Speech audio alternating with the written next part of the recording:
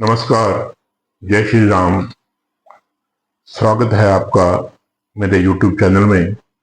शुरू करने जा रहा हूं आज एक नई सीरीज कि कुंडली के 12 भाव का जो संपूर्ण विश्लेषण, जो संपूर्ण फल क्या होता है।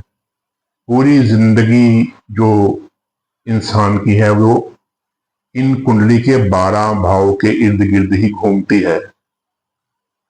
उसी का विश्लेषण शुरू करने जा रहे हैं कि कुंडली के प्रथम भाव से लेके 12वें भाव तक क्या क्या घटित होता है, उसका क्या क्या फल है और इंसान की जिंदगी पे इसका क्या प्रभाव पड़ता है। तो पहली कड़ी में सबसे पहले हम प्रथम भाव से शुरू करेंगे कि प्रथम भाव का संपूर्ण विश्लेषण क्या है, प्रथम भाव क्या होता है, प्रथम भाव का अर्थ क्या होता है, प्रथम भाव जिंदगी पे किस किस तरह से असर डालता है और प्रथम भाव का जो मालिक है, मतलब प्रथम भाव में जो राशि बैठी है, उसका जो लग्नेश है, उसका जो राशिपति है, वो कुंडली के 12 भाव में अगर बैठेगा तो क्या क्या और कैसे कैसे फल देगा, समझने की कोशिश कीजिएगा। मेरे कहने का मतलब ये है कि भाव का अपना एक अर्थ है, भाव का जो एक अपना जो पूरा का पूरा विश्लेषण है। कुंडली के 12 भावों में अलग अलग तरह से उसको डिवाइड किया गया है ज्योतिषाचार्यों ने। भाव का अर्थ कभी भी चेंज नहीं होता, वो किसी भी कुंडली में, किसी भी लगन में, किसी भी राशि में एक समान रहता है, उसका मेथड कभी भी चेंज नहीं होता। जो भाव का अर्थ है, पूरे 12 भावों का अर्थ बिल्कुल वो पक्का बना दिया गया है ज्योतिषकारियों की तरफ से। लेकिन कुंडली में बैठा हुआ, भाव में बैठा हुआ ग्रह और भाव का भावपति, मतलब जो उस राशि का राशिपति है, उसमें जो राशि लिखी है, उस राशि का स्वामी, उसका जो फल है वो अलग अलग चेंज होता रहता है। दो तरह से मैं इसको शुरू करने की कोशिश करूंगा। पहले तो भाव का अर्थ क्या है और उसके बाद जो भाव में बैठी हुई जो राशि है, उसका जो राशिपति है, जब वो 12 भाव में भ्रमण करता है, अलग अलग 12 भाव में बैठता है, तो उसका असर क्या होता है, उसका फल क्या होता है। शुरू करते हैं सबसे पहले कि प्रथम भाव क्या होता है, प्रथम भाव किसको कहते हैं। देखिए, प्रथम भाव इंसान की जिंदगी की शुरुआत है और 12वां भाव उसकी जिंदगी का अंत है। पूरी जिंदगी, पूरा जीवन इन्हीं 12 भावों के अंदर घूमता है। ये शुरुआत है, ये अंत है। इसके बीच में विद्या, पढ़ाई, धन, शादी, रिश्ते, नाते, सुख, गम, बीमारी, कर्जा, सारा संपूर्ण जीवन इसी के इर्द गिर्द घूमता है। और पहले भाव का अर्थ यह है कि आप खुद हैं, आपका शरीर है, आप जो परमात्मा ने आपको ये जो पंचभूत शरीर दिया है, वो आपका प्रथम भाव है। कहने का पंच तत्वों से बना हुआ ये आपका शरीर ही आपका प्रथम भाव है। और इस भाव से जिंदगी को बड़ी डीपली स्टडी किया जा सकता है। आप कि उस इंसान का जो शरीर का डील डॉल है वो कैसा होगा, ठीक है, उसका चेहरा मोहरा कैसा होगा, उसकी रंगत कैसी होगी, उसकी शरीर की बनावट कैसी होगी, उसके शरीर का जो अपने रोगी होगा या रोग रहित होगा, ये सारी चीजें उसमें देखी जाती हैं। इंसान गुस्से वाला होगा, चिड़चिड़ा होगा, सौम्य होगा, शांत होगा, चालाक होगा, अपने धर्मात्मा होगा, ये संपूर्ण इसी पहले भाव से देखा जाता है। और पहले भाव का अर्थ ये भी देखा जाता है कि इंसान को अपने जो बॉडी उसको परमात्मा दी है, वो उस बॉडी का संपूर्ण उपयोग किस तरह से करेगा, अच्छे कामों में करेगा, बुरे कामों में करेगा। ये प्रथम भाव का फल होता है। जो सिर के बाल से लेके पैर के नाखून तक जो पूरे का पूरा स्थूल शरीर है, ये प्रथम भाव ही होता है। ठीक है, तो आज शुरू करते हैं कि प्रथम भाव का जो मालिक है। अब ये तो हो गया प्रथम भाव का विश्लेषण कि प्रथम भाव होता गया है, पूरी जिंदगी का मैंने आपको बता दिया। अब आप अपनी कुंडली निकालिए, उसमें देखिए कि इस खाने में कौन सा नंबर लिखा हुआ है, कौन सी राशि लिखी हुई है। जैसे यहाँ पे 1 नंबर है, यहाँ पे मेष राशि है, इसका स्वामी मंगल है। आप अपनी कुंडली देख सकते हैं, उसमें देखिए कि प्रथम भाव में कौन सा नंबर राशि लिखी हुई है, उसका स्वामी कौन है। अब प्रथम भाव का राशिपति जैसे जैसे 12 भावों में भ्रमण करेगा वैसा वैसा फल उस जातक का जो है लग्नेश जो है उसको भोगना पड़ेगा। अब प्रथम भाव में मान लीजिए प्रथम भाव में जो भी ग्रह है वो अपने ही घर में पहले घर में बैठा हो तो अति उत्तम अति शुभ माना गया है।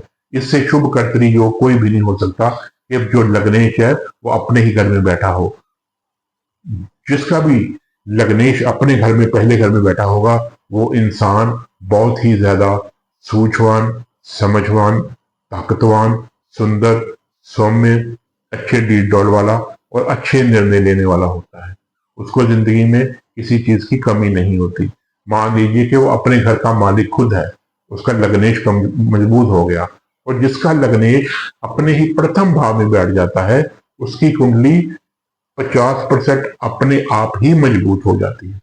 इसमें एक बात मैं और ऐड करना चाहता हूं कि ये जो मैं आपको समझा रहा हूं बात, ये जो भाव का मैंने आपको फल बताया वो तो सेम रहेगा, लेकिन जो राशि का स्वामी भावपति है वो उसका फल थोड़ा सा अलग अलग हो सकता है कि उस राशि का जो स्वामी है लग्नेश है वो किस अवस्था में है, वो उसका अंश बल कितना है, उस पर क्रूर ग्रहों की दृष्टि है या अच्छे ग्रहों की दृष्टि है, वो किस घर में बैठा हुआ है, त्रिकोण के घरों का स्वामी है या केंद्र के घरों का स्वामी है, वो भी उसमें ऐड करना पड़ता है, देखना पड़ता है, फिर संपूर्ण फलादेश होता है। लेकिन ये जो मैं आपको फलादेश बता रहा हूँ ये जनरल फलादेश बता रहा हूँ, ये तकरीबन ये हर एक की कुंडली पर लागू हो जाता है।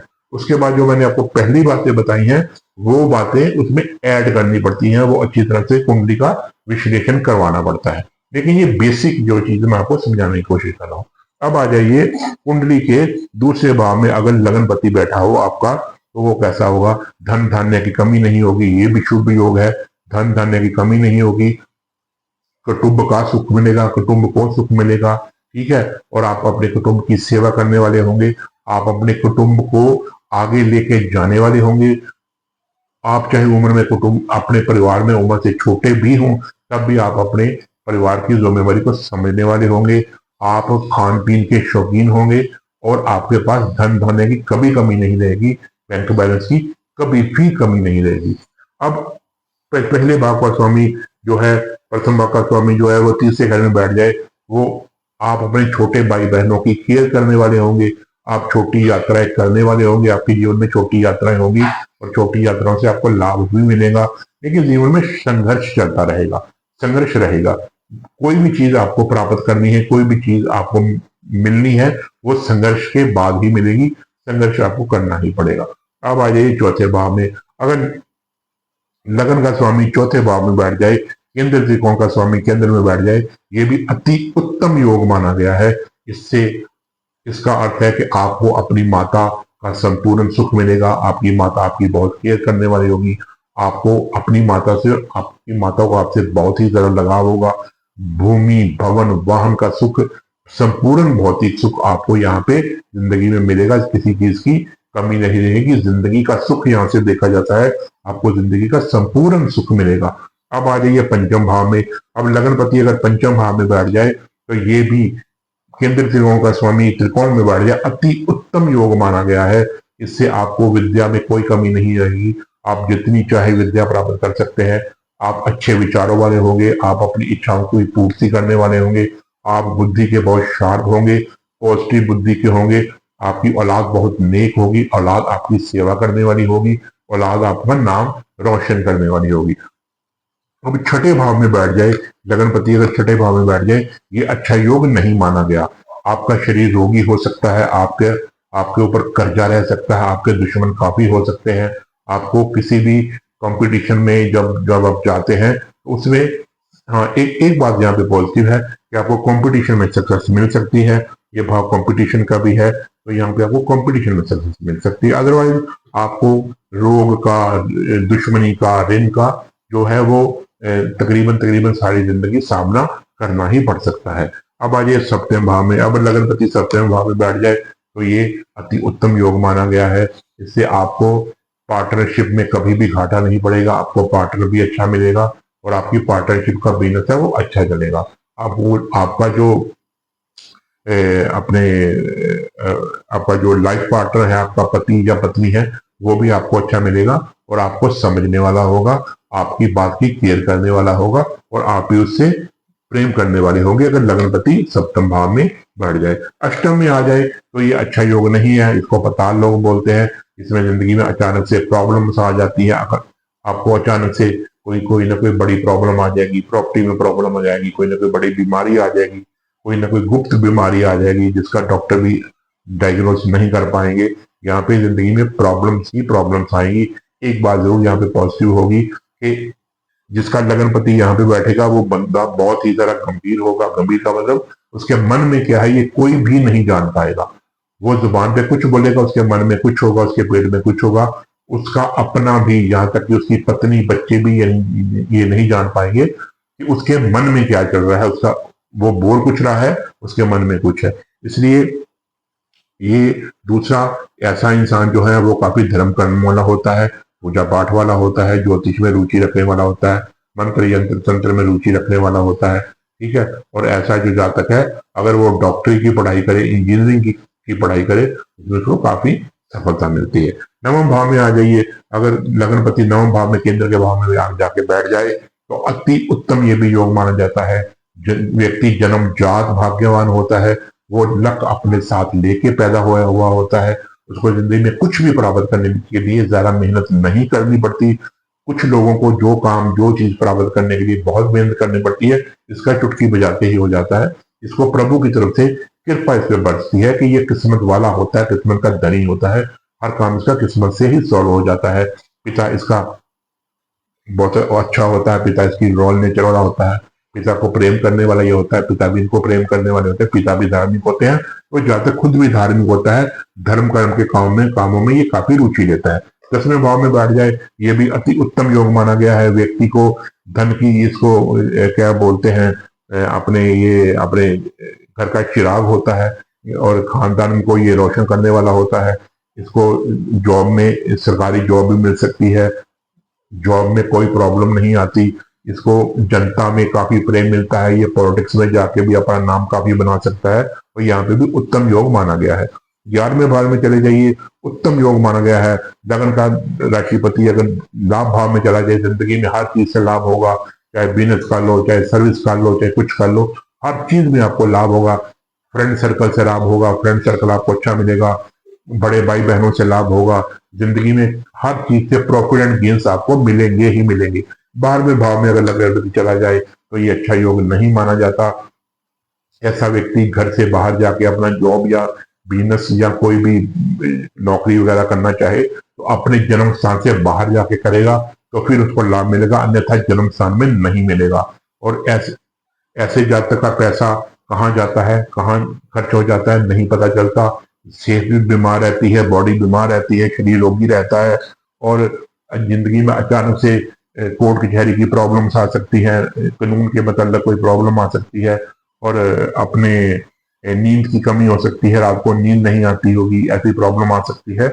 ऐसे जातकों को चाहिए कि सरकारी अड़चनों से दूर रहे, सरकारी जमीनों से दूर रहे, दवाई का दान किसी सरकारी हॉस्पिटल में या किसी जरूरतमंद को करता रहे, सच्चाई पे चले, अपनी शैया का सुख सिर्फ अपनी पति या पत्नी के साथ ही बांटे और दूसरा कभी भी झूठ ना बोले। अंडर द टेबल कोई भी 2 नंबर का पैसा या 2 नंबर की कमाई कभी भी ना करे।